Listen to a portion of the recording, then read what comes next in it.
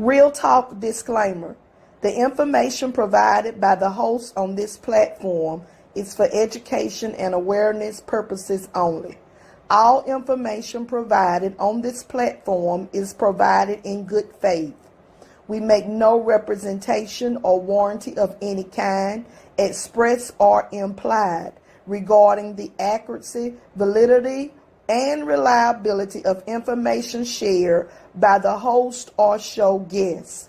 The views and opinions of guests on the show do not necessarily reflect the views or opinions of the host of Real Talk. Under no circumstances do the host, show guests, sponsors, or affiliates assume responsibility for the actions of any viewer.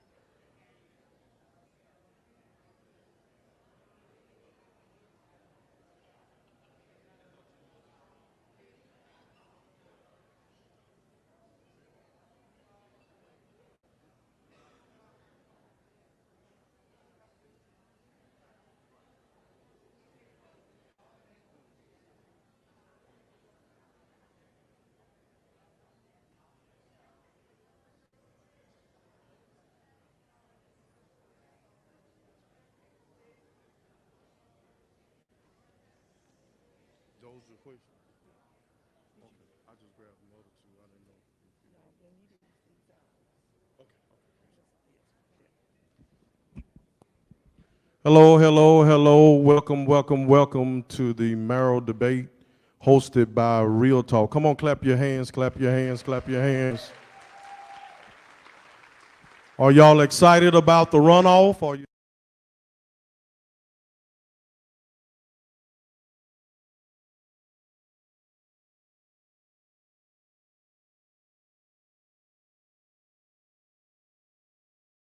Latham, she has been elected to the City Council District 1.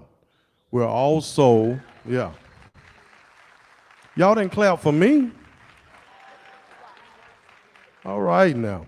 We also have a podcast. It's Real Talk with Pastor Z and Bishop T. And we come on every Thursday at 6:15 on Facebook Live, YouTube. We also have a conference call line as well. You can also get it on Z. Andre Huff page and Tanya Latham page. But if you would like to share what we're doing right now, we're live on Real Talk with Pastor Z and Bishop T. Go ahead and share it from our page to yours so that we can educate those that desire to look at what we're doing. We came together and we wanted Gadsden to be here, and we see quite a few of you all filling in this place. Give yourself a hand. How about that? They're fine backstage. I actually saw them shake hands, so clap for that too. Clap it, yeah. All right. All right, so we're ready to get started. So we're gonna let Bishop T do what she do. Hello, everyone, and thank you again for being here for this, what I know to be the first mayor candidate debate. Thank you for being here tonight. Without further ado, we're going to ask Epiphany Cherry if she would come and sing our national anthem. Let's give her a hand while she's coming.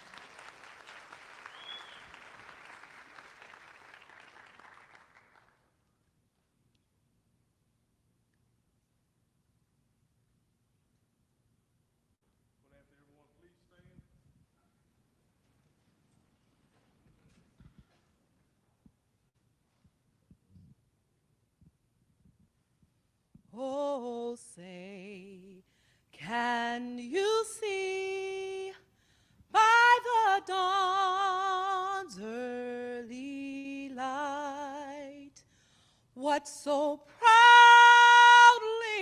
we hailed at the twilight's last gleaming, whose broad stripes and bright stars through the perilous fight o'er the ramparts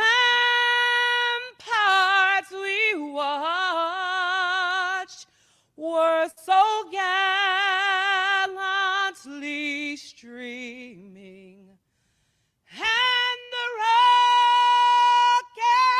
red glare, the bombs bursting in air, gave proof through the night that our flag was still there. Oh, say, does that star-spangled banner yet wave o'er the land of the free and the home of the brave, the brave.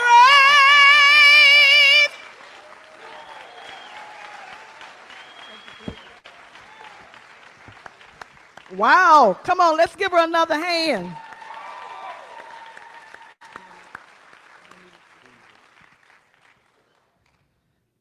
Now we want to introduce our moderator for tonight. He is a native of Gadsden, Alabama. He has served 16 years on the City Council of Birmingham, Alabama. As we bring to the stage our moderator for tonight, Pastor Steve Hart. Come on, let's give him a hand.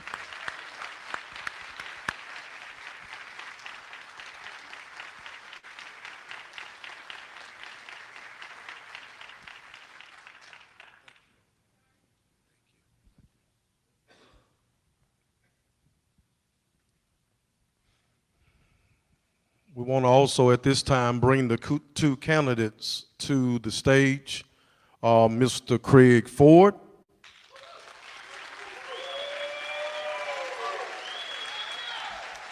and Miss Heather New.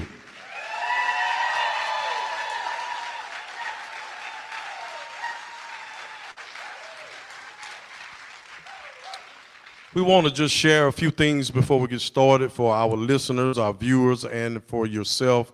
The questions that's going to be presented, there was a diverse group that looked over the questions and make sure these are questions that Gadsden want to know answers to. These are issues that we haven't seen solved in the past that we were looking forward when a new leader take place that they'll be able to change them. Both individuals have not received one question. They had the rules and they have the categories, but they did not receive any question. On your podiums, you have the questions now. The reason why we put the questions there is because if Mr. Hart asked a question and one is responding, in the midst of the responding, if you forget what the question really was, you can always look back at the question while they're responding. I'm just saying. Okay, so here's the rules. There's going to be a coin toss. I think I got a quarter. Where's Johnny? Johnny Moore. You got a quarter? Yeah. You got, huh? Okay, all right.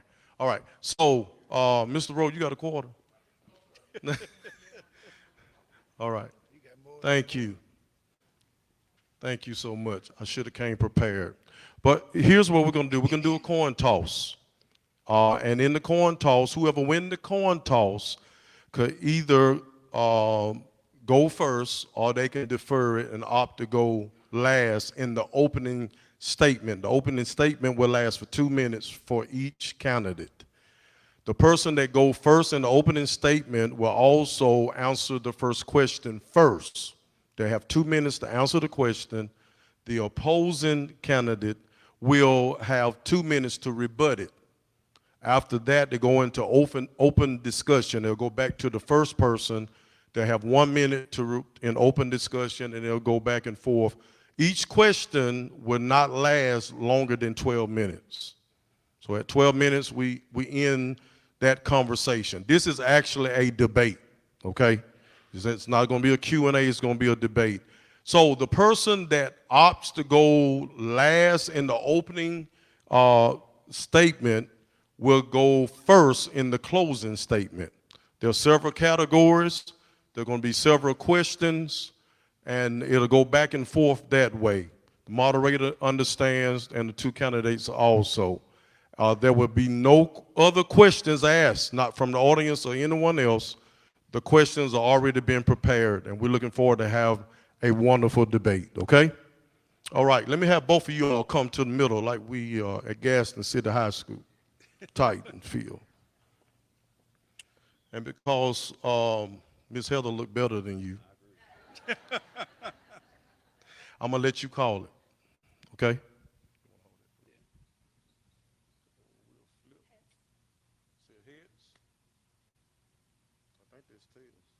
It's tails. Okay. So you win. I'll go first. Right? You'll go first, okay, and you'll go last in the closing. Okay. And then you receive the first question. Okay? Okay? All right. So we're now going to turn it over to Mr. Pastor Stephen Hort. Thank you. And we ask that you all do speak in the mic, okay? Let me say good evening to all of you. I feel kind of awkward with my back turned to you all.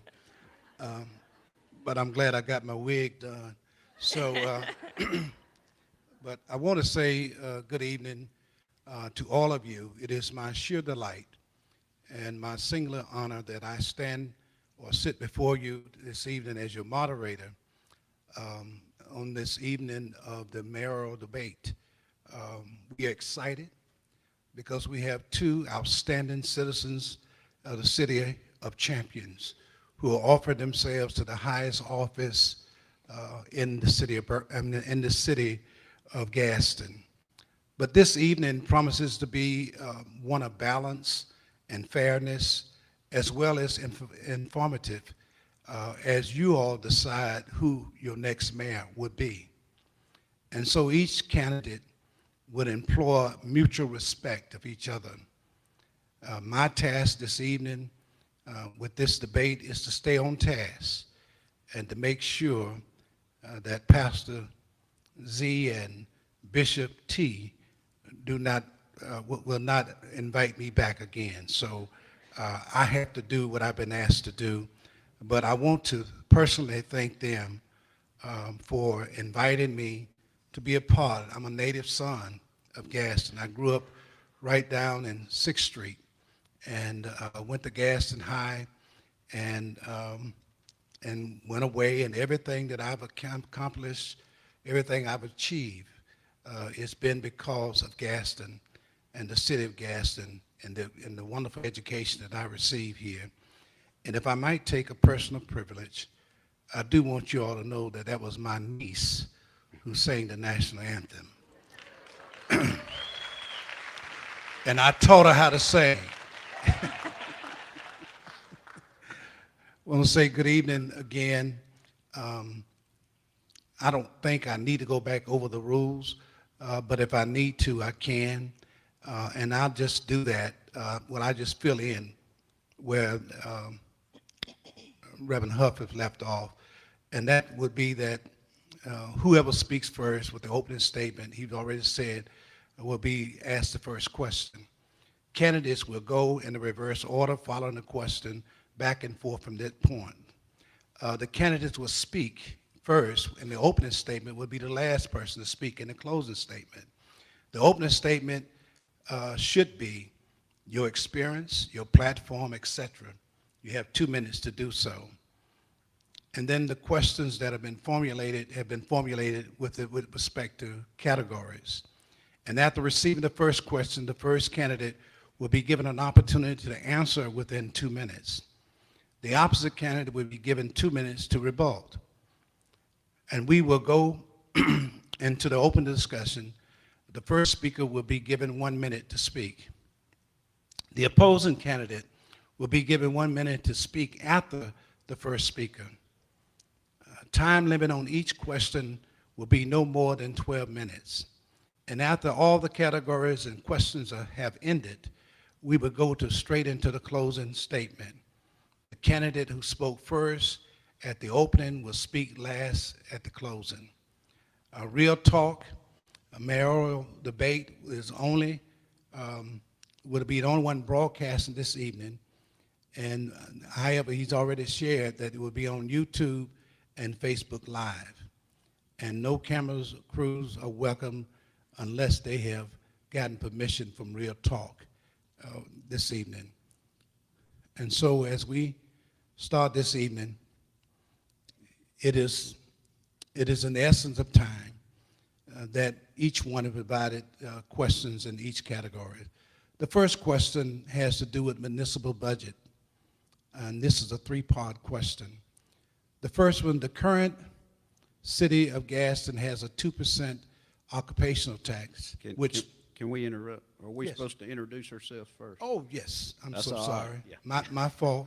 It's on my notes. No, that's all right. Okay. Heather and I were looking at each other. Yeah. Well, listen, Yeah. introduce yourselves. Okay. Well, there you go. All right. I'll tell you, if many of y'all don't know me, I'm Craig Ford, born and raised in Gadsden, grew up in East Gadsden. I'm the owner of a Ford Insurance Agency, the Messenger newspaper. I'm also just recently promoted to major in the Alabama Army National Guard. I was talking to a gentleman down here. I spent some time in Fort Sill, Oklahoma.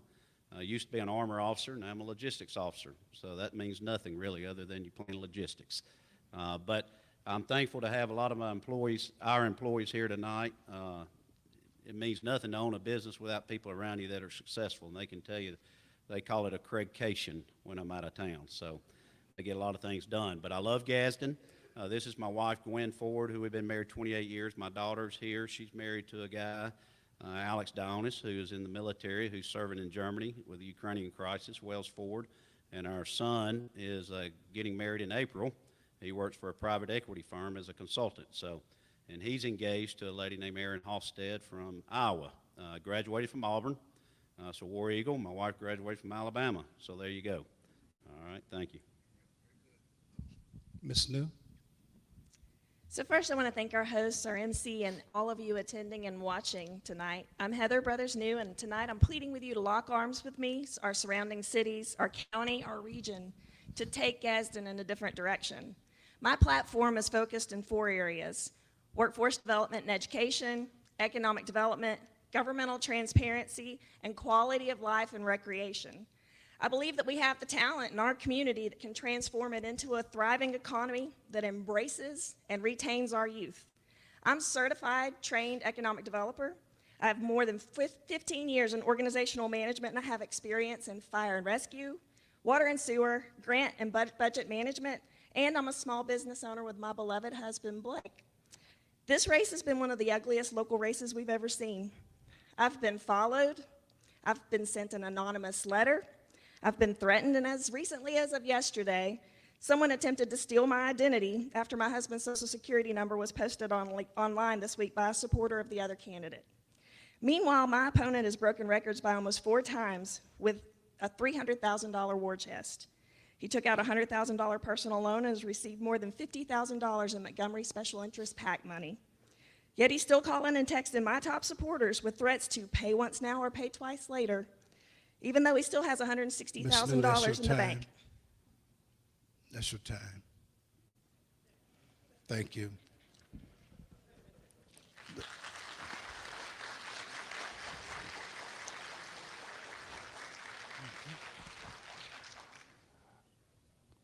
The first question has to do with, it's a 3-part question, has to do with municipal budget. The current city of Gadsden has a 2% occupational tax that has made up 28% or 29% of the operating budget. Do you support the occupational tax? And if yes, why? And if no, what is your plan to make up or replace the 28% or the 29% of operating relative to the occupational tax?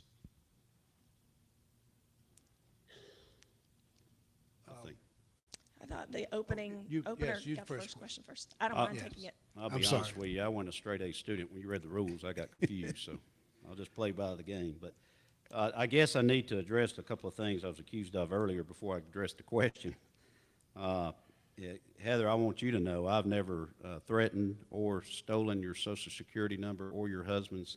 I don't need to, but I admire you for running. I've been in politics a long time, so I wish you the very best. If you're elected mayor, I plan on working with you and helping you as much as I can. So if that's some of our supporters, I apologize on our behalf, but that's not coming from myself or my family. So just to clear that up. Raising the money, yes, I have raised a lot of money. I'm good at that. I don't threaten people when I have to raise money. People, I think the last thing you like to do is give money to elected officials. But I enjoy sharing our message to people. I have raised a lot of money for Montgomery, and I'll get to that later, because I have a lot of connections in Montgomery and in Washington that I plan on bringing back here to Gadsden, Alabama. So back to your question, I'll address your question. Yes, well, you have 1 minute left. Okay.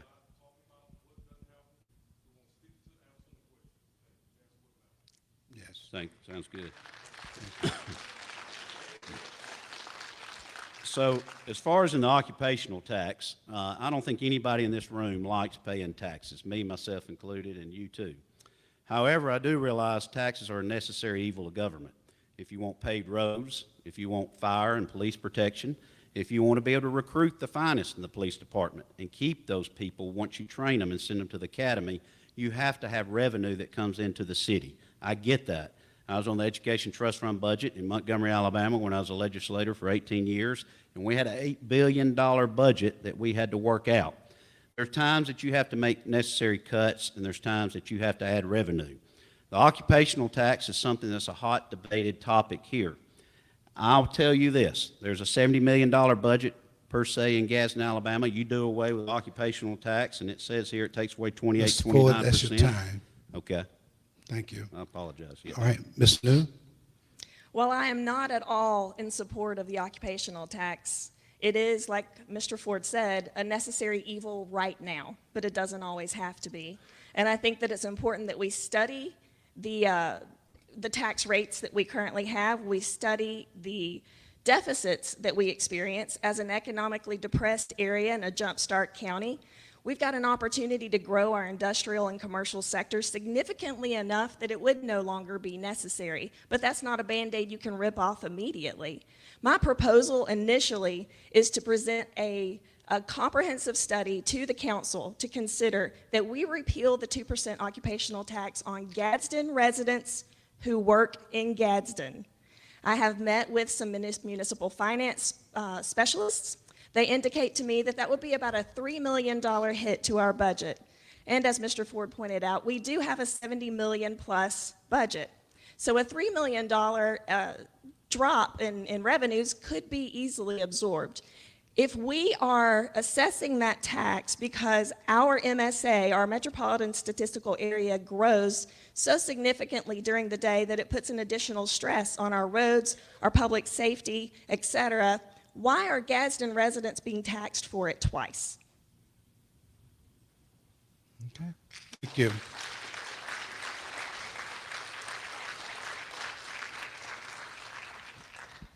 Our next question is, September 11 has reminded all of us the importance of our first responders. You want to? Okay. Sure. Yeah, since I didn't get to finish. Okay. How much time do I have to rebut? Just You have 1 minute. 1 minute. So I'll say it quick. If you take away the occupational tax, it's $21 million out of a $71 million budget. You're not going to be able to function with the city of Gadsden. You're not going to be able to give pay raise to firefighters and police protection. I'm not for doing away with occupational tax. I think there's a difference in us and our opinions. Also, it's illegal to treat two different classes of citizens, and by saying you're going to not allow city of Gadsden residents to pay occupational tax, but others are. You can't do that. That's federally wrong. You'll get sued on that. We'll lose that lawsuit, and once again, we'll be paying attorneys to defend something we know we're going to lose. So I just want to tell you, as far as an occupational tax, like I said, it's a necessary evil. I don't like taxes. However, it's part of the budget. If you lose it, you're going to have to replace it. So that's my point. Okay. All right. You have 1 minute. We have sent this claim of constitutionality to Legal Resources Services in Montgomery. It has been determined that if it were unconstitutional to do it as an immediate application, it could be done as a refund, so it is possible. Okay.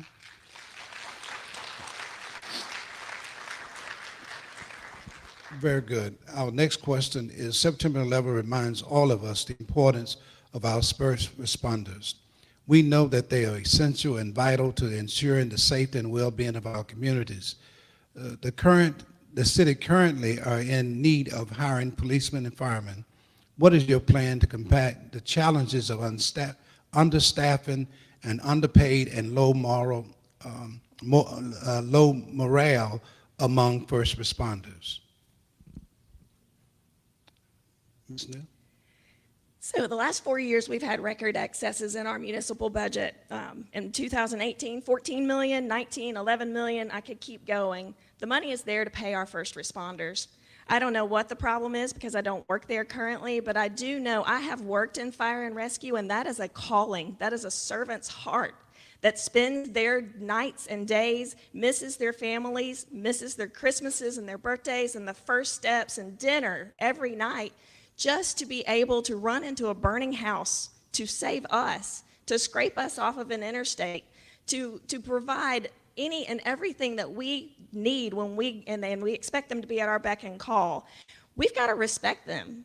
I think that first and foremost, that we have a free flow of conversation, that we are able to talk to each other in a respectful manner. But the pay disparity has to end. We're training officers and we're training our firefighters, and then they're leaving us for better pay.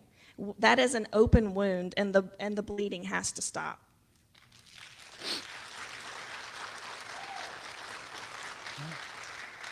Mr. Ford, So how long do I have again? you have 2 minutes. I'll 2 minutes. start you All over. right. I'm just getting the rules now. Okay. All right, so if you talk about fire and police, let's go back to the first question. If you do, and this is sticking to the question, if you do away with $21 million of a $70 million budget and $52 million is already allotted for payroll, retirees, and benefits, then you're not going to be able to pay your police and fire any money to be able to get them to stay here, much less recruit them here. So it all goes hand in hand. I'm an officer in the United States Army, and I can tell you this, if your men aren't paid, your morale is low. Well, if we don't increase their pay and pay them a competitive wage of numerous municipalities around us and conduct a study and find out what they're paying them, and it's not just their pay, it's their equipment. I've talked to many policemen where their vehicles are breaking down, they're 10, 15 years old. There's some new policemen that just got hired that don't have vehicles to drive, so they're actually just staying in City Hall and they're doing other jobs available to them until they can get a vehicle. It's not just our fire pay, it's also the facility of the fire halls. I had a fireman one time show me the facilities that they stay in, and it's not adequate what you would want your fire department to stay in. So it's not just pay, it's also their facilities and equipment and providing them the necessary tools for them to be able to do their job. But I'll go back to the occupational tax. You do away with $22 million and you got a $70 million budget, you don't have any money left to pay your fire and your police.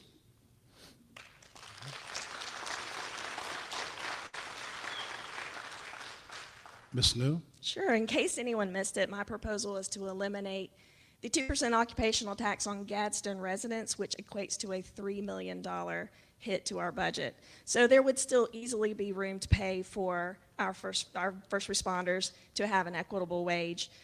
We have $24 million that came into our city alone, just our city, from ARPA funds. Those can be used for facilities, equipment, etc. I also intend to hire a full-time grant writer and potentially a staff so that we can go after the funds that are out there. We've never had more federal, state, or even local funds available to us so that we can fortify the equipment. We can fortify our firefighters and our police officers. I've met with fire and police as well, and it's pretty heartbreaking. Their morale is devastating. They're exhausted,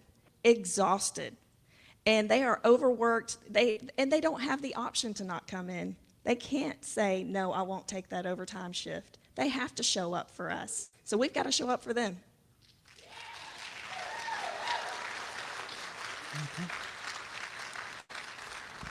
Thank you. Our next question. Currently, longevity pay makes up more than $1 million of the city's budget. Do you support longevity pay? And if yes, why? And if no, why not? And under your administration, do you feel the need to continue longevity pay or to do away with it? Mr. Ford. Okay, yeah. I do support the longevity pay. I believe once you stay into a corporation or a municipality, the longer you stay and the better job that you do, the more you should receive benefits for. So, yes, I don't think that's a complicated question in my opinion, but I do support the longevity pay. If not, you're going to end up losing employees to other municipalities, and we need to keep the good ones, and the bad ones will take care of themselves. Okay. Ms. New? I think that's an easy one for us. I support longevity pay as well. I fully believe that when you give your life's work to an organization or a city, that it should be rewarded. Okay. All right. Our next question is a four-part question to this category, and it deals with municipal diversity and equality. The city of Gadsden has a population of approximately 35,000 according to the 2020 census. Whites make up about 56.8% of the population, blacks 37.2% of the population, and Hispanic 7%. And with such a diverse population, the city government has no minority department heads, and part-time employees disproportionately are minorities who work for years with no benefits. Ms. New? So I take this one first. It is curious to me that we wouldn't have any diversity in our leadership. In a community that has such a rich diversity among it, there should certainly be diversity in our leadership. And I'm for certain that the talent is here. I don't think that anyone should be given a job because they're a buddy or because they've been promised something, because they're of a particular color or gender or age. I think that we need to have fair hiring practices. We need to open up opportunity to our full community, and we need to hire the best and the brightest. And I am certain that our best and brightest will include diversity. And I fully believe it will include diversity at similar rates to the makeup of our community.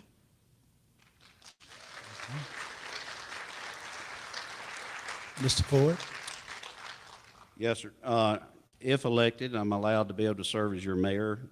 We will have a director of diversity and inclusion in our cabinet. That is one office that we will fill. I think it's important that I think it's saddening that there are no department heads that are African American or Hispanic or Latino or anything other than non-white. So Yes, I'll go ahead and just be honest with you. Our department will reflect the population of the city of Gadsden. I believe you can find what you need anywhere you want to look. There's a lot of people that I have in mind that I want to recruit that had service in Montgomery, that served in some areas of the governor's cabinet. And if elected, I plan on bringing them to Gadsden. So I'm anxious about that opportunity and look forward to it. Okay, thank you. And the second part of the question, will municipal diversity? Do we get a follow-up, sir? Do we get a follow-up on those? On that one? If you want to, if you have a rebuttal, certainly. Sure. I'm going to first and foremost focus on residents of Gadsden because I believe the talent is here.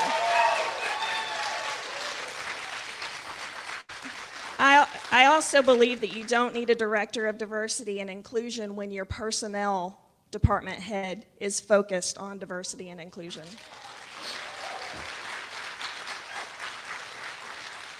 That's all. Thank you. Mr. Ford, I just would you like to? disagree. I disagree. I think we should. Yeah. Yeah. All right. Very good. So the second part of the question, will municipal diversity and equality be a priority of your administration, and in what way will you work to improve it? And I think you probably have already addressed that. So if so, we can just move on to the next question. Sure. Is that okay? Okay. The third question would be, too often black and brown communities have suffered from displacement, exclusion, segregation, economic and health inequalities.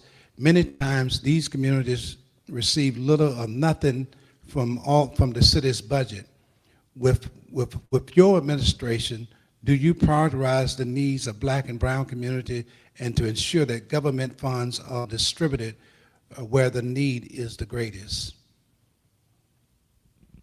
Okay. Mr. Ford. Yes, sir. Absolutely. I think everything should be distributed equally. However, I think in Gadsden, I see Billy Billingsley out here, a friend of mine, that a lot of times the black communities do get left out. I went to Carver and we had a get-together meeting some of the people and old-fashioned politicking, and it's a disgrace that sometimes we only see elected officials only when it's time to run for office. Well, that's going to change with us. You get off of the main road in Carver, and then that street looks beautiful and lit and banners and everything, but you get back in the neighborhood and it doesn't look like the rest of the main avenue. So that's discouraging to me. We're going to treat everyone equally. We're going to treat everyone fair, and we're going to take care of those areas that need help. I think that's important, and I think that's what's needed in a leader in Gadsden, that no one's treated unequally, that we're all treated the same.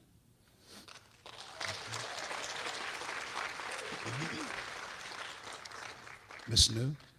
A few years ago, I was writing some articles for the magazine that the Chamber produces annually, and I had been told a little bit about a story about a quote-unquote slum clearance that it occurred at the end of the 50s in Gadsden, where black-owned businesses were relocated off of Broad Street in our prime retail areas.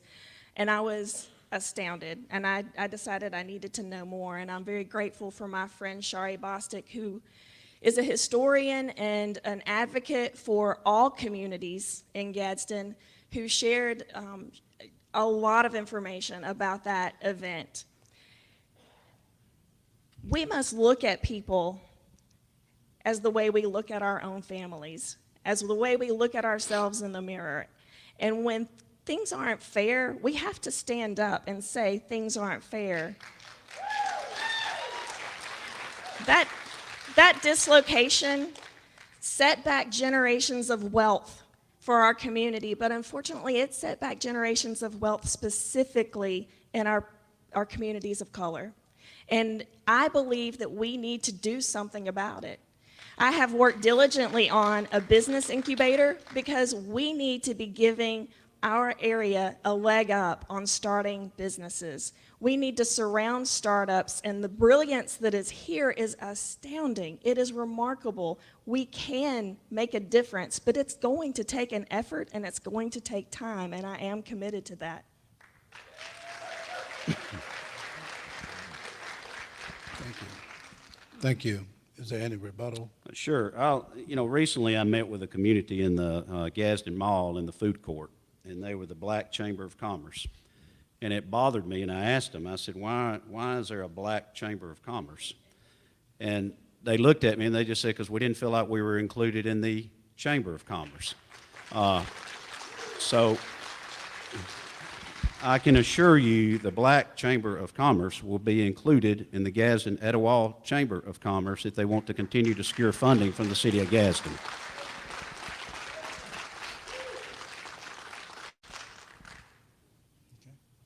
It is unfortunate that certain individuals did not feel welcome, but they were included, invited, and you can talk to folks like Jasmine Winston and Dorothy Taylor, who we met with directly that were in leadership of that organization. And we shared often with them opportunities for business growth. Real work requires real shovels. And that's what we're about to get after. We're going to build this incubator. It's going to be here within the next year, and it's going to have a focus on building minority businesses in our community.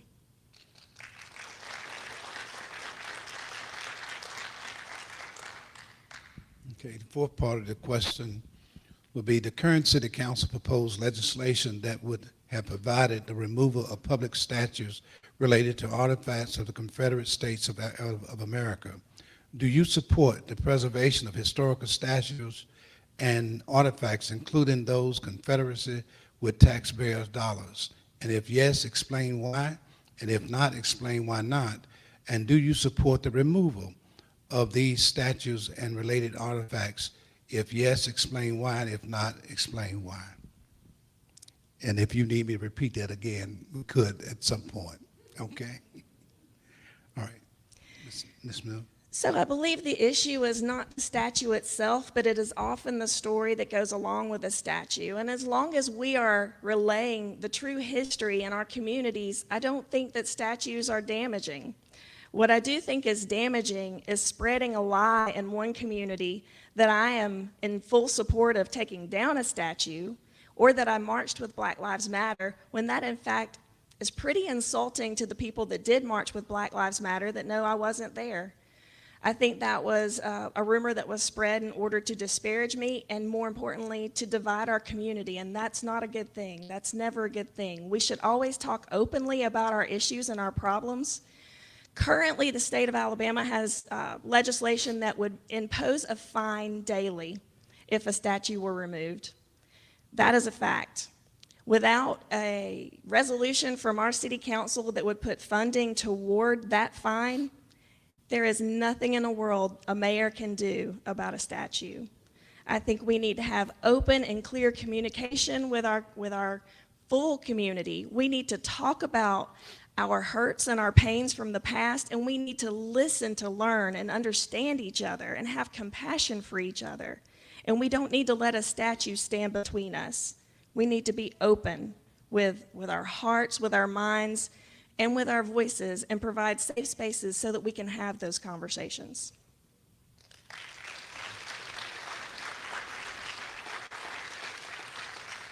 Mr. Ford. Yes, sir. So I did serve in the legislature 18 years, and there were pieces of legislation that were brought up about statues, and a lot of emotions were involved from a lot of my Black legislative friends. I don't understand what the Black community feels. I don't ever profess to feel that way. But I am empathetic, and I want to learn, and we'll have an open dialogue. However, moving a statue will require significant fines to a municipality.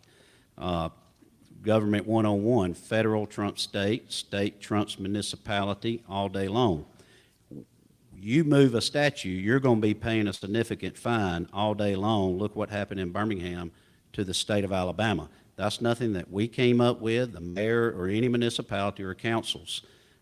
We're going to move forward, and we're going to create our own statues, our new statues of diversity, and we're going to create statues in our community of job growth, economic growth, education, and we're going to be proud of what we're able to develop for the future. But we're going to also recognize the past and the hurt that it's caused to others and be empathetic to those.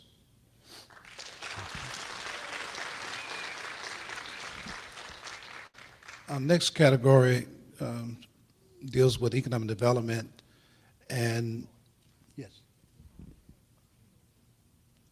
Okay. All right. I was told that we have to take a 10-minute break. Oh, Is that okay? fine with me. All right. I'm going to sing now. I'm just kidding. Suit Up, Volume 1, written by Z. Andre Huff. Enjoy 100 devotional messages designed to impact, empower, and encourage you. Suit Up lists each devotional title in the table of contents. These short, convenient devotionals will jumpstart your day. Order Suit Up, Volume 1 by Z. Andre Huff today. Available on Amazon, Barnes & Noble, and Westbow Press. You'll be glad you did. Online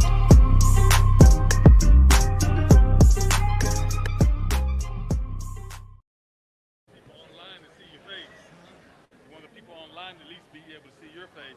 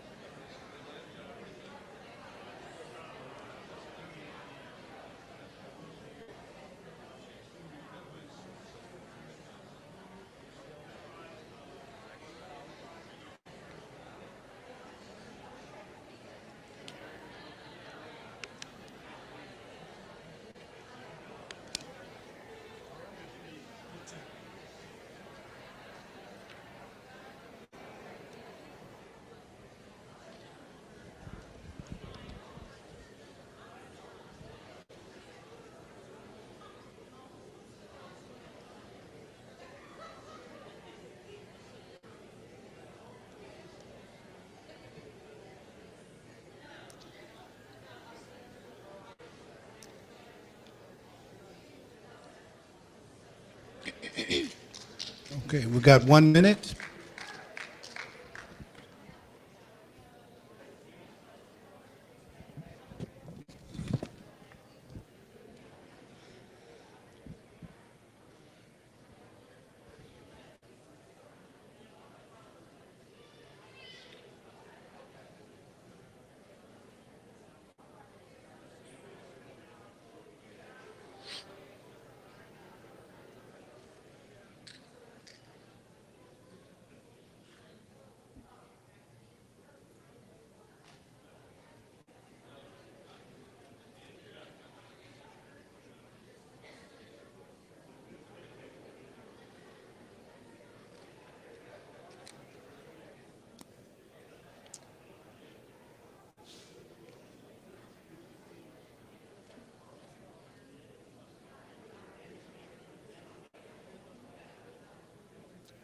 All right, that's our time. Let us come back to order, please. And our third category deals with economic development. This is a four-part question. The first question is that economic development is the process of improving the economic well-being and the quality of life for a community. What programs, policies, activities will your administration implement to ensure economic development for all citizens? And I think Ms. New. Sure. So my plan includes a county-wide economic development council that will encompass 5 sectors: industrial, commercial, residential, tourism, if they would like to come along into that sector, and aeronautical. We've completely neglected our airport as an economic engine, and we must invest in it. In order to do it appropriately, we're going to have to look at this from a county-wide view. We have to embrace our brothers and sisters in our cities around us, and we have to embrace our county. We are one Etowah County, and the reason that we've been left behind is because we don't get along. We've got an opportunity to lock arms with Southside, Attala, Hokes Bluff, Glencoe, Rainbow City, and our county, and we can go so much further together. I have spoken with our state delegation about an opportunity to designate an existing stream of funding. And yes, primarily it would come from Gadsden, but it would protect it legislatively so that no mayoral administration could inadvertently influence the location of a project. This will allow that Economic Development Council to place a project where it fits the best, where it will build its deeper roots, and where it will fit our community wholeheartedly. And I think that this is important because if you look at the Little Canoe Creek mega site, which I know has been put down quite a bit in the past, it's a phenomenal site now. It is one of the most competitive that we have in the Southeast. It is 1,000+ acres with on-to rail. It's a certified advantage site in the state. We're going to land a mega employer there, and the city of Gadsden needs to be at the table, and we haven't been. We've got to support their efforts, and as a result, we're going to see our industrial Ms. property. New, that's your time. Okay, thank you. Mr. Ford? 2 minutes. 2 minutes. 2 minutes, sir. Okay. First of all, we have to attract industry that's appropriate for us in Gadsden. As I do care about Etowah County, Gadsden will and always will be number one.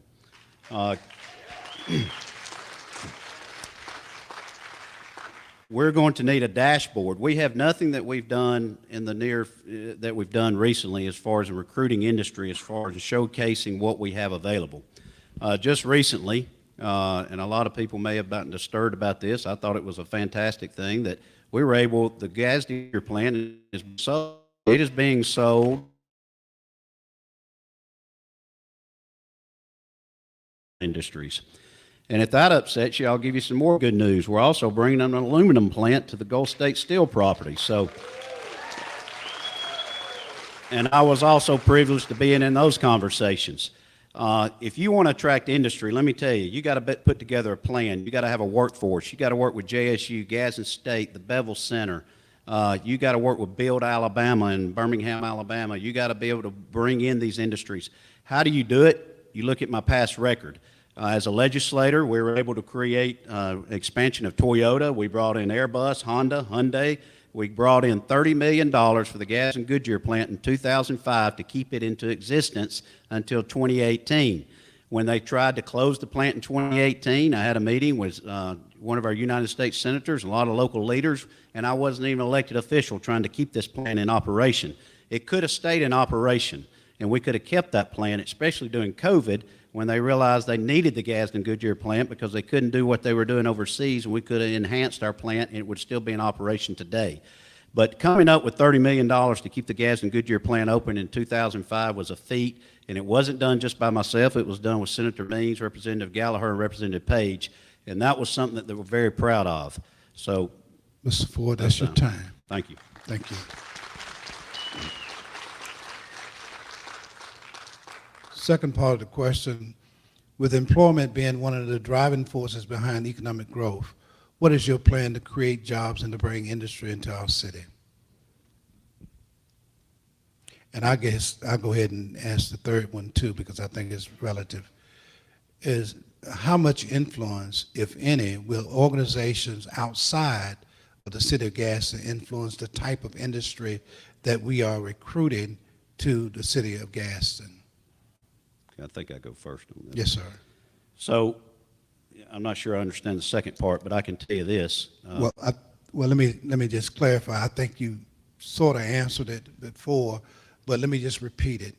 It says, how much influence, if any, will organizations outside of the city of Gadsden influence the type of industries that are recruited to the city of Gadsden? Okay.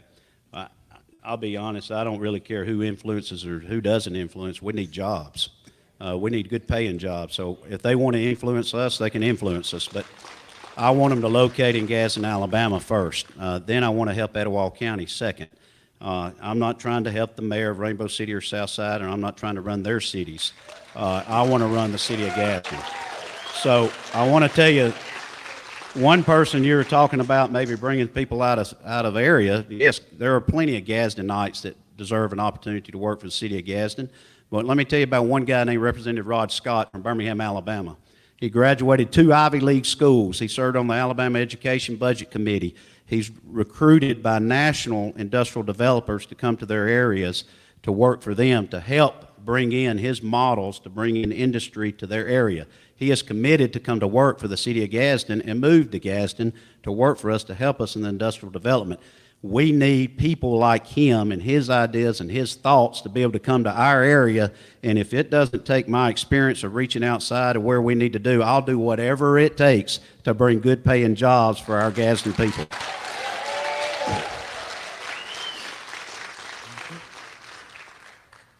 Ms. New? I believe in wholeheartedly reaching outside of the city of Gadsden. Again, I'll reiterate that my plan is countywide. We have one sandbox, and if we only focus on our one little sandbox, we're only going to build small little sandcastles. We've got to have a bigger picture. I have no problem with looking outside of our community either, but I will reiterate, I will focus on our residents for top jobs. We've got an opportunity to look north. If you look at Huntsville, they're not saying if it's not in our city limits, we're not helping, we're not involved. Huntsville, Madison, Decatur, Morgan has a strong partnership. They know who they are, they know where they're going, and it starts with a plan. We have no plan. We're wandering around aimlessly. For the past, 40 years, our comprehensive master plan is from 1977. That plan needs to be comprehensive for our city, but we also need to look at our surrounding cities. And we need to be in partnership with them. If we're going to stay divided, we're not going to get anything accomplished. Not liking our mayors in our community isn't going to get us anything. It's not going to get us anywhere. It's dysfunctional. It's what we've been doing, and it doesn't work. It's very clear it doesn't work.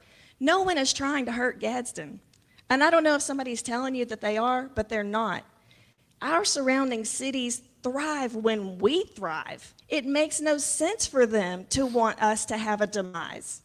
It makes no sense for them to want to take us over. They don't have the budget or the resources to do it. And I know that some of you in other communities have been told that that is my plan, that I'm going to let one particular mayor just pull my strings, run the show. That is not true at all. But I'm going to tell you that if we don't have strong leadership that wants to go together, that mayor very well may eat our lunch. He doesn't. That's your time.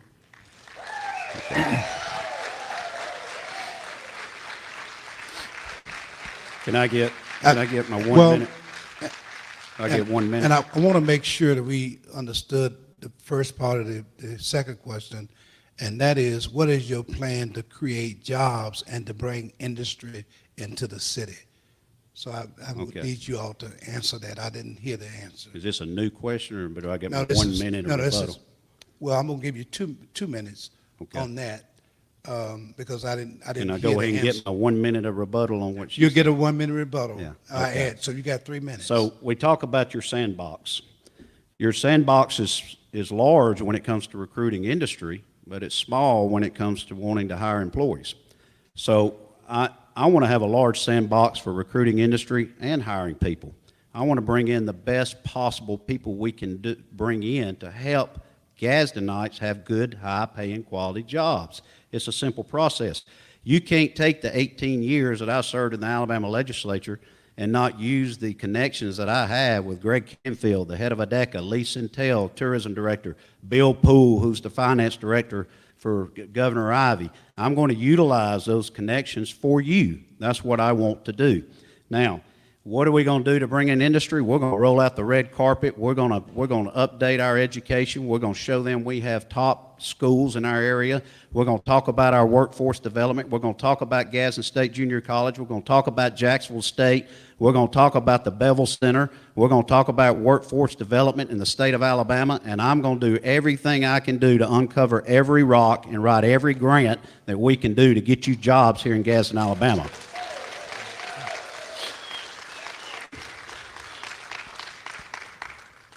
You want your rebuttal? I think you did it. I'm so lost, I don't know. Yeah. Ms. New. I've been fortunate to serve for the past 8 years on the Business Council of Alabama's Board of Directors, so I have been blessed with those same relationships. I know Greg Canfield, I know Lee Sintel, I know Jim Searcy. I can say a whole lot of other names that probably none of you really know who they are, but I know a lot of folks in Montgomery, and I have very, very positive relationships with them. I also have positive relationships with our state delegation. I haven't ran against any of them. So that has allowed us to grow a deep and abiding friendship, and I know that we're going to work well together. We shouldn't be promising jobs to people before we ever get into office. We should be advertising opportunity and hiring the best candidate, and this job promising is how we have lost focus of our citizens and diversity in our leadership.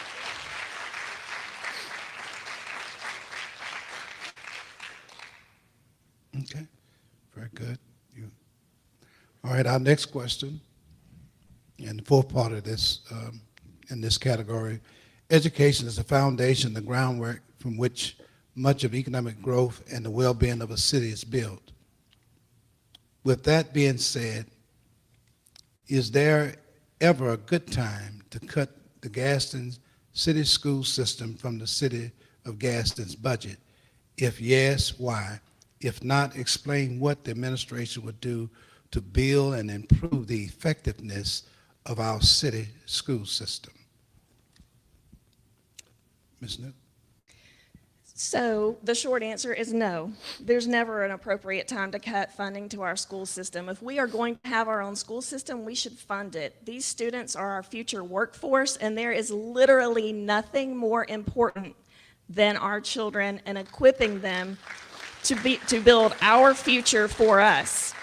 I served for 8 years as well on the Career Technical Advisory Council, 6 of which I chaired for Gadsden City Schools. So I had a front row seat to seeing what our opportunities are. We have a beautiful state-of-the-art facility here, but we don't offer all of the career technical programs that we could. I also served on the Aspire 2030 team with Gadsden State, and I was instrumental in the successful acquisition of the Advanced Manufacturing Center that is being built on Gadsden State. We will have a strong partnership between Gadsden City Schools and Gadsden State.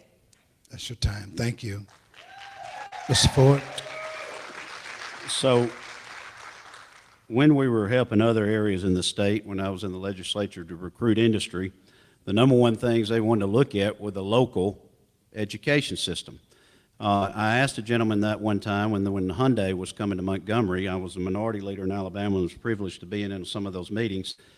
And he told me one time, he just said, Craig, I want to tell you, he said, where I put my children in a community and they send their kids to school is important to me. So I've never seen somebody that wants to recruit jobs or a municipality that wants to bring in industry that doesn't have a good education system, or their city officials don't work hand in hand with their school system. So I plan on not only working with them, I plan on being with the kids, I plan on eating lunch with them, I plan on building that Titan pride back in our community, and I want to be able to fund the city school system and help them in any way possible and give the students and the teachers the resources that are needed. But also, we need new facilities for K through 8. We need some new buildings, and there are ways to do that. When I was a legislator, we built 8 new high schools in Etowah County. I was able to secure $50 million and bring back to our area for schools.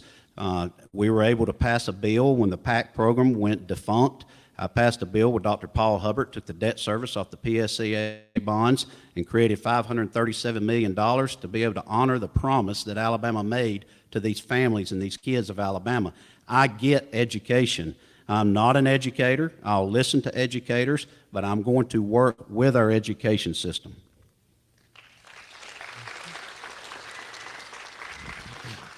Is there a rebuttal? Yes, I would love to, please. Okay. 1 minute.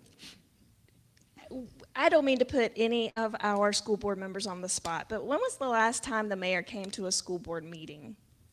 I intend to be open and accessible and participatory to actually attend board meetings and to find out where we will be most helpful. I don't think that it's fair to a school system to bootstrap their funding. I think when you have a school system and the school system has leadership that you can trust and admire, you should trust them with the funding as well. You don't know from year to year when grant funds would be available for one activity or one project, and when you've bootstrapped that funding to that activity or project, they've lost the opportunity to bring in additional monies to their school. We've got to work in concert. I also would like to know, when's the last time you saw a student brought before the city council to be applauded for an exceptional activity or academic achievement? We've got to promote our students. We've got to brag about our students. We have incredible talent coming out of Gadsden City. Thank you. Mr. Ford? Do you have a rebuttal? No, thank you. Okay, very good. We move to the next question. And it has to do with the next category. It has to do with affordable housing and homelessness. Affordable housing has also played a major role in economic development. And with some of the advantage of affordable housing, when it comes to attracting industry, enhancing the quality of life, and increasing spending and competing in a global economy. So what are some of the advantages of affordable housing when it comes to attracting industry, enhancing the quality of life, and increasing spending and competing in a global economy? Okay, I'll just keep it simple. Right now, 40% of the city of Gadsden are rental houses. 60% are owned by people in a community. So we have a serious issue as far as in affordable housing. Just today, we were knocking on doors and we met somebody on Lay Street over in East Gadsden, Alabama, and they're being moved from their house. They're not being offered a fair wage to be able to go somewhere to buy a house to maintain their standard of living. That's a problem. That's a serious problem. So we have to, we were discussing backstage, we were talking about dealing with some DC grants and an organization out of DC that does it. We have something called the Land Bank Authority in the city of Gadsden. It's very difficult, if you have not noticed, the Land Bank Authority to be able to purchase one of these pieces of property. and I'll use this person's name with his permission, Dave Cummings. He has been able to build almost 60 to 70 houses in South Gadsden for around $50,000 to $55,000. He rents them for $550 a month. Then he tries to turn around and help the people try to find a way to purchase the residents from them. It is a golden opportunity. Sometimes you don't have to reinvent the wheel. You just have to look at someone that wants to do something here, and you have to develop a public-private partnership with the people here in Gadsden that are willing to invest. But we have to find a way for some of our residents to find affordable housing.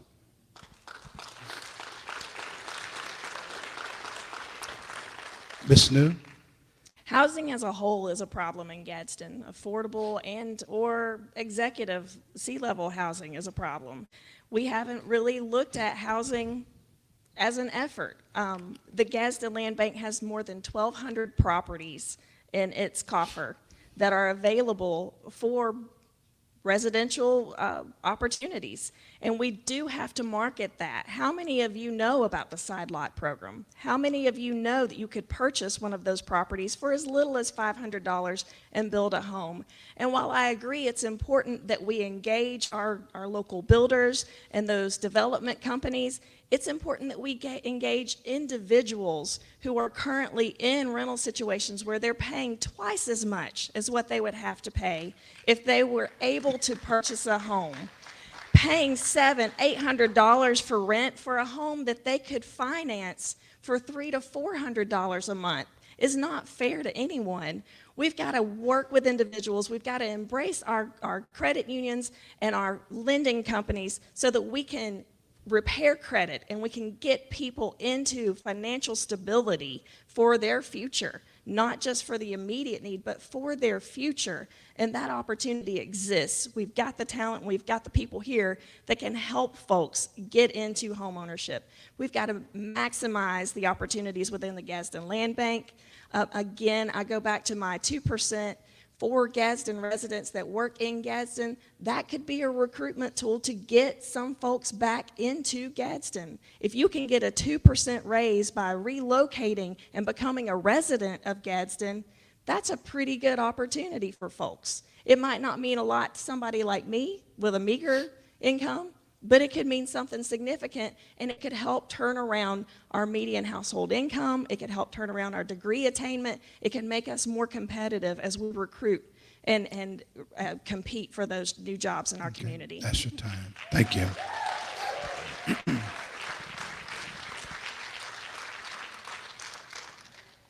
Homelessness affects the health and well-being of a community. What is your plan to end homelessness in the city of Gadsden? Ms. New? So homelessness is a symptom. I don't believe homelessness is the problem. I believe homelessness is the symptom. And the symptom is going to be hard to treat until we get to the core root of the disease, which is mental health. When the state legislature defunded mental health on the state level and closed the last 4 state hospitals, they pushed mental health into the community without any funding to do so. And so we've had to scramble. We've had to figure things out for our own. When someone's in a mental health crisis, they go to the hospital. The hospital has, I think, 8 beds at Gadsden Regional. They can't be kept that long. Getting someone into a long-term facility is almost impossible.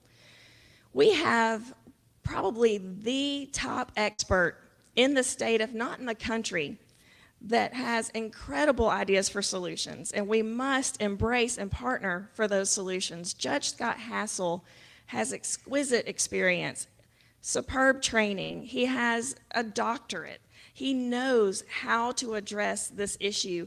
We've got to be at the table with the county. We've got to be in cooperation. If we're going to treat mental health, which then causes the problem of addiction, which then often also causes homelessness, we've got to address the core of the disease, not the symptoms.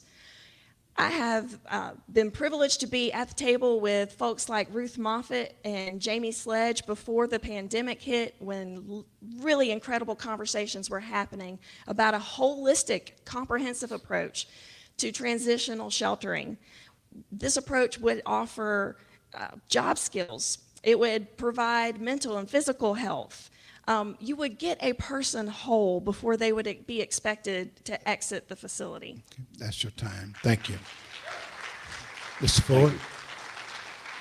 So there's many different groups and coalitions that are addressing this problem that we're going to have to rely on. Just a couple are the Homeless Coalition Northeast Alabama, the Homeless Meetings facilitated by United Way.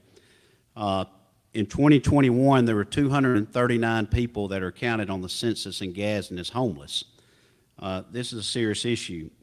Once again, we have to identify the reasons of homelessness.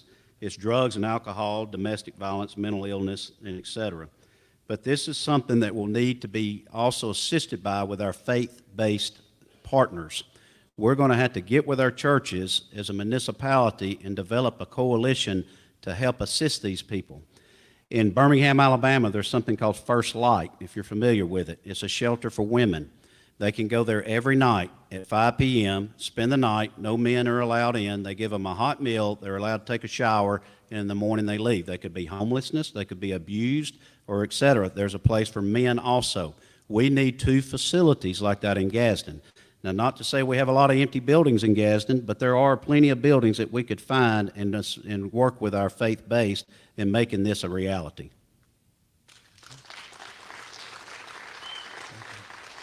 Is there a rebuttal?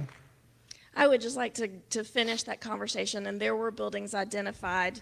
There were faith-based groups that were brought to the table for this. Since the pandemic, that conversation has been very difficult to revive, but I do believe Gadsden, the city of Gadsden, has to have a seat at that table and has to be supportive of those efforts. We have to have for-profit to have nonprofit. You've got to have the opportunity for individuals to generate wealth so that they can support efforts like this, whether it's through their church, whether it's through a nonprofit organization, but we have to build personal wealth. We have to make that a focus so that we can help individuals get back into employment, get back whole, get back healthy, and be part of our community in an effective and meaningful way. Okay. Mr. Ford, do you have a rebuttal? I'm good, thank you. Very good. Our next question is, how important is strengthening and expanding affordable housing in a way that it reduces homelessness and restore a sense of stability in our communities? Mr. Ford? Well, I think we kind of answered that, but Yeah. I'll just reiterate. I think everyone's dream is to own a home. If we can work with our financial institutions and the coalitions that we mentioned before and make that a reality, I think that also brings pride into your city and also will help grow your economy. Okay. Very good. Did you sing Liberty? Just one other point that I will make, we have an opportunity to look at city ordinances, setbacks and minimum square footage. We have the opportunity to look at some successful models throughout the country of tiny houses that are one way of getting individuals back into home ownership and out of homelessness. Okay. All right, thank you. We know that the near future of their plan for the East Gadsden connection. Does your administration have a plan to aid those who will be displaced and obtaining affordable housing? 100%. We knocked on the door of one today. It's Ms. New. I'm sorry, Ms. New. Yeah. I attended that community meeting that was held just a couple of weeks ago at East Gadsden Community Center, and I spoke with a lot of individuals that were there who were going to be impacted, and a lot of them were very concerned. Those that own their homes were not nearly as concerned as those that are renting their homes, because if they're in a rental property, there's no equity there for them. There's no help for them.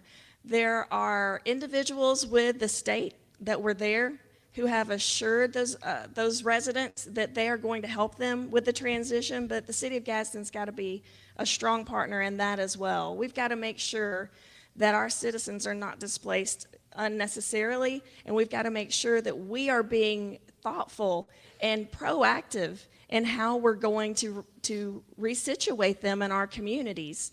Again, the Gadsden Land Bank is an incredible opportunity, but if we're going to do something, we've got to get after it immediately, because those easement acquisitions those purchases are being made right now, and once a deal is struck, there's 30 to 60 days before those individuals have to relocate. So this is a very urgent and immediate problem, and to be honest, it's a problem that's going to have already erupted by whenever the new administration takes over.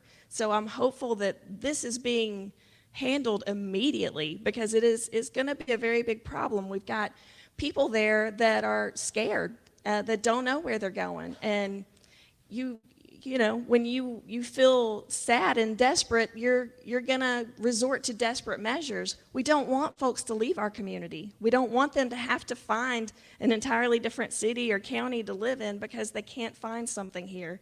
So it is an immediate need, and I do hope that our current administration is looking into that. You have my assurance that it will have my full attention immediately. All right, thank you. Mr. Ford? So, as I mentioned before, we knocked on the door of someone today that's going through that. Yes, the city will assist in any way possible, change ordinances, help that person relocate, but keep in mind, with growth comes pain also.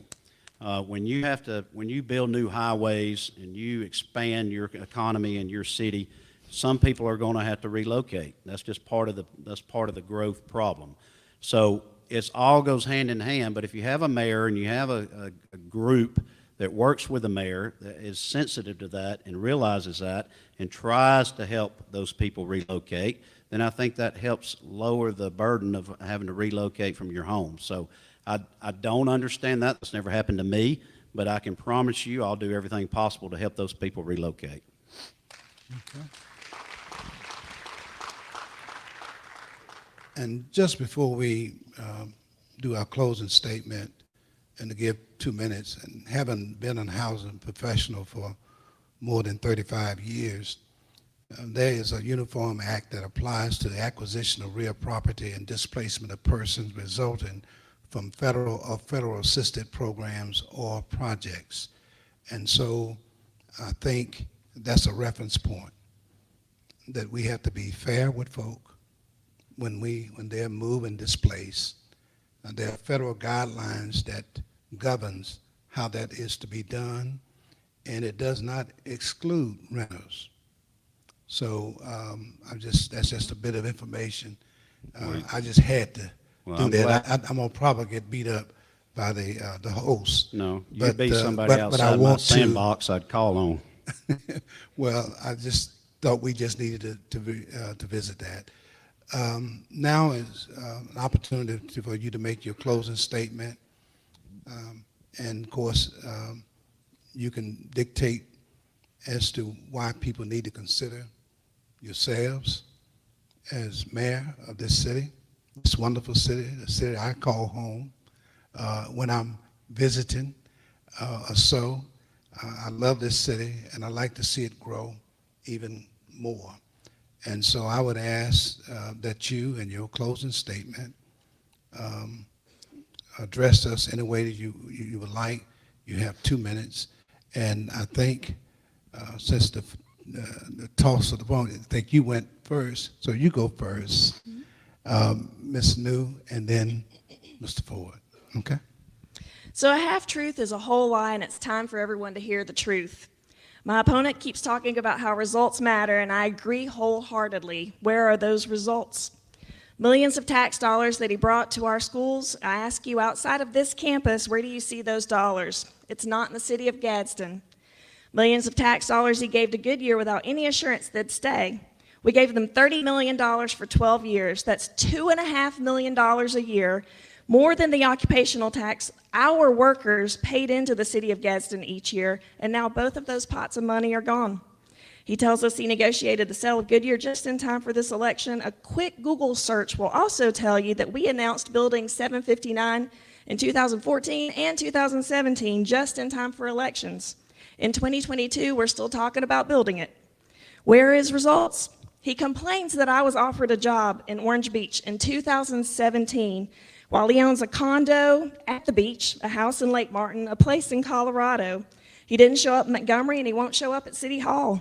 If he does, how can we expect folks he publicly put down for years on his social media and his newspaper to work with him, people like our congressman, our governor, our senator, our state representative, our county commission?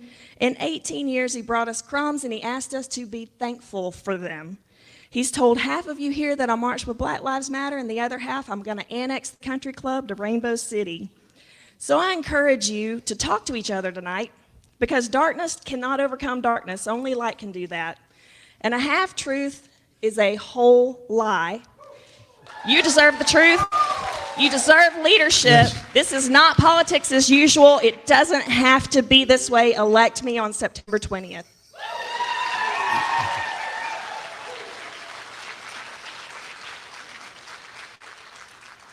I will give you the same time. All right, thank you. Thank you, sir. So I don't recall saying a lot of those things that you just mentioned, but if you remember them, remind me when I walk out the door. But, you know, we talk about bringing unity and bringing everyone together. That doesn't sound like unity to me. So, you know, I'll be short and sweet to this. I'll let my record stand for itself. You can ask any educator in the city of Gadsden, Attala City, Etowah County City, if Craig Ford wasn't their friend. And if I didn't bring them grants, bring them money. I passed a 1-cent sales tax, which actually built this school, and built 7 other high schools in the county, and built also all the gymnasiums and air conditioned them. I've been proud to be here in Gadsden. I was able to join, never left, never wanted to leave. Always wanted to come back home, and I want to be able to make it where your kids and grandkids can also come back here. I had a partner of 18 years or 20 years, Phil Hodges, who was very well respected in this community, who offered his hand out to me, who allowed me to stay here. Let me say it simple. I met with 7 mayors today from Etowah County that took their picture with me, that said they supported me for the city of Gadsden. I'm not running for mayor of Rainbow City or mayor of Southside.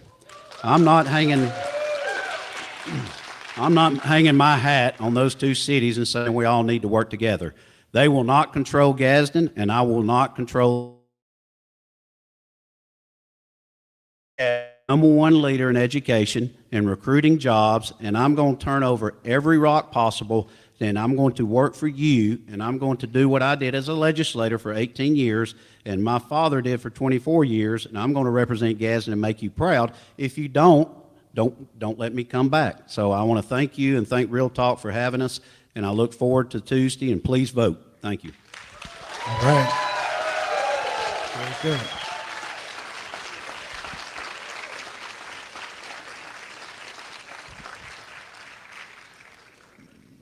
Yeah, thank you. Thank you. Let's give our candidates a hand.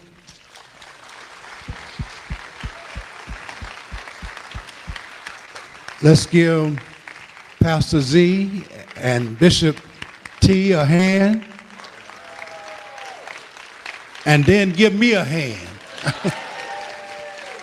Listen, we just want to close out this debate. We thank Ms. New, we thank Mr. Ford for agreeing to do this. I think it was necessary. I think we got some answers to some questions we've been looking for. And hopefully you have your mind made up now of who you're going to vote for on September the 20th. We thank you all for coming out in great numbers. It means that you care in what direction our city will go to. We stand, divided we fall. We all are citizens of Gadsden, and we all deserve to say that Gadsden is a place that we're proud to live. Thank all of you for coming. Anything you have? Amen. Thank you all for coming. Thank you, Mr. Hart, Pastor Hart. Thank you, Piffany. Thank all of you. Have a wonderful night.